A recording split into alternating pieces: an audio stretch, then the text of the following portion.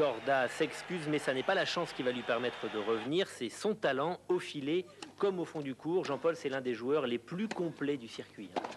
On avait oublié que Korda était un des meilleurs joueurs du monde. Pendant longtemps, il a été blessé, il a disparu. Et puis tout d'un coup, on se souvient de lui de nouveau et on se souvient de ce coup droit et de ce revers absolument magique qui rappelle souvent ceux de Henri Lecomte, car il fait ce qu'il veut quand il est en verve.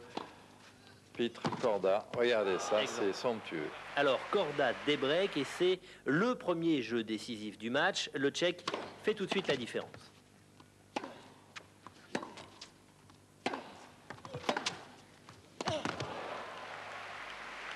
Et surtout, Korda se met à utiliser à merveille une tactique pour laquelle il a peu d'équivalent sur le circuit, le contre-pied.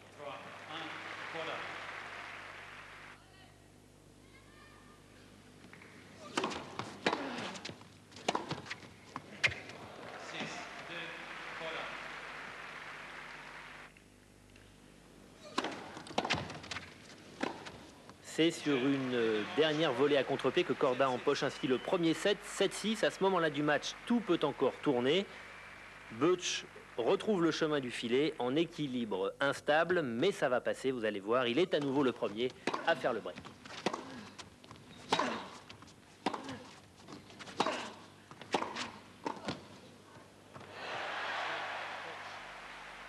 Et là, Jean-Paul, va se produire un agaçant chassé-croisé. Korda recolle aussitôt et les deux joueurs vont se donner quasiment leur service tour à tour.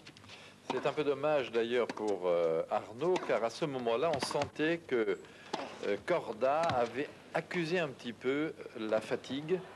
Mais d'un coup, Arnaud lui permet de revenir. Et alors là, il y a une succession de coups absolument fabuleux, réussis par le Tchèque. Et on retrouve là le finaliste de Roland-Garros qui avait surpris tout le monde. Il y a quelques années et qui a aussi surpris beaucoup de monde sur d'autres tournois. Et là pourtant Korda va accuser un tout petit peu le coup une deuxième fois. Il perd son service une deuxième fois dans cette manche sur une vilaine double faute. Mais c'est pour recoller tout de suite après sur une demi-volée manquée du Français. Heureusement, on va vite revoir de très jolies choses puisque les deux joueurs tiennent chacun leur service jusqu'à 6 jeux.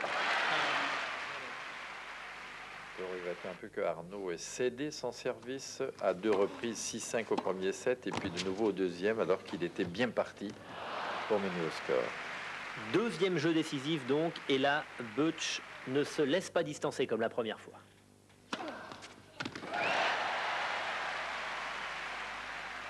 Alors dans un premier temps, Korda va s'accrocher.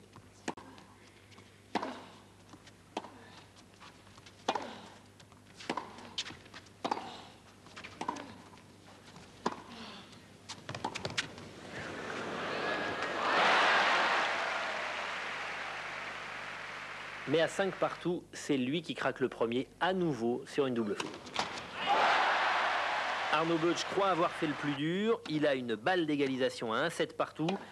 Et là, c'est le petit drame, le premier petit drame du match. Le point est long. Arnaud le construit parfaitement, mais il va y avoir un mais.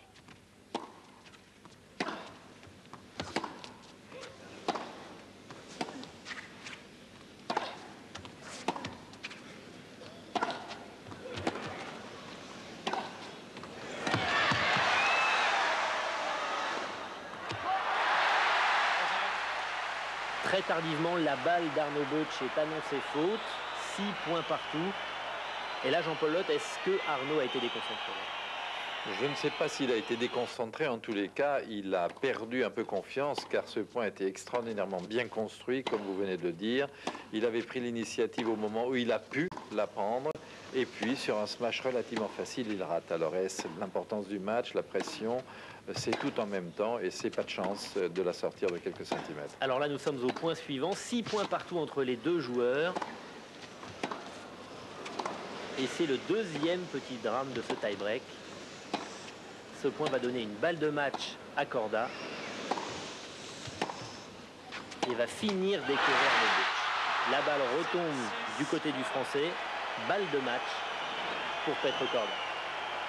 Il ne dit pas pour rien. Vous voyez, s'il avait été déconcentré, il aurait raté dans son échange. Le fait est, c'est que Korda joue bien et en plus bénéficie d'un peu de chance. Une balle de match va suffire à Korda.